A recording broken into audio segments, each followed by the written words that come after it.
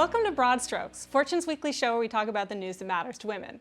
We have a ton to get through this week. And obviously, first up on the docket is Brad and Angelina. Unless you didn't go on the internet or talk to anyone else, you know that Angelina Jolie filed for divorce from Brad Pitt this week. This is a huge news on the internet, but I do think it's worth looking at some of the sexism that's come out in the way the public has reacted and in some of the news coverage. Yeah, I think one of the really interesting kind of parts of this whole story is Jennifer Aniston. You know, you saw so many Jennifer Aniston memes portraying her as really happy about the divorce, as if she got her revenge. And to me, this just seems like, super sexist. You're basically saying that this woman has nothing going on in her life besides her ex-husband, that she's spent the past 10 years of her life pining over Brad Pitt. Jesus.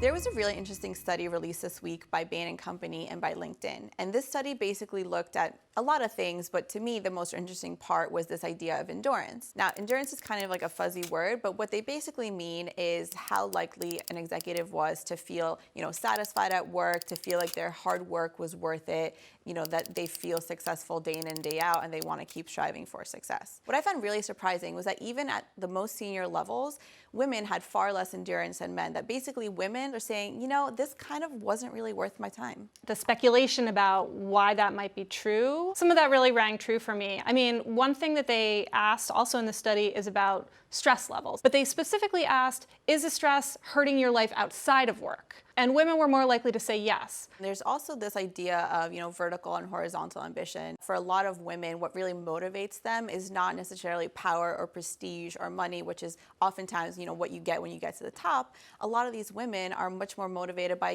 making an impact or doing something for the greater good. And so maybe they see that once they get to the top, they're not really making as much of an impact that they want to. So if you were in New York this week, you knew that we were totally gridlocked out, which is a sure sign that the UN General Assembly was in town and also the Clinton Global Initiative. Every time there are these big international gatherings, we get announcements about women. And this time we did. We got announcements from companies, from nonprofits, basically pledging to bring more women in and running through a bunch of different programs that they're planning to unroll. It's amazing that, these companies, these nations, these institutions are focusing so much on women. But sometimes it feels like it's just a flurry of announcements. But then at the end of the day, when you look back, 2-3 months from now, you kind of wonder what actually happened and whether anyone actually moved the needle. Yeah, I'd like to see more reports, like the one that came out this week from UN He for She, that was basically sort of like a report card saying, last year, all of these universities said that they were going to accomplish all these goals. This year, they're saying, here's where we are now, and we're going to keep doing these reports so you're going to know how close they are to meeting their goals. I think transparency is really key here, and it's a much kind of easier thing to grasp than dollars spent. I think Coca-Cola is actually doing a really good job of this. 5 years ago, CEO Mukhtar Kent basically said, we want to empower 5 million women entrepreneurs by 2020. It's really clear, who you're targeting, what the deadline to reach your goal is, and so I think that's a really excellent approach. Unfortunately, that's all the time we have this week on Broad Strokes. Come back next Friday for another episode on Fortune.com.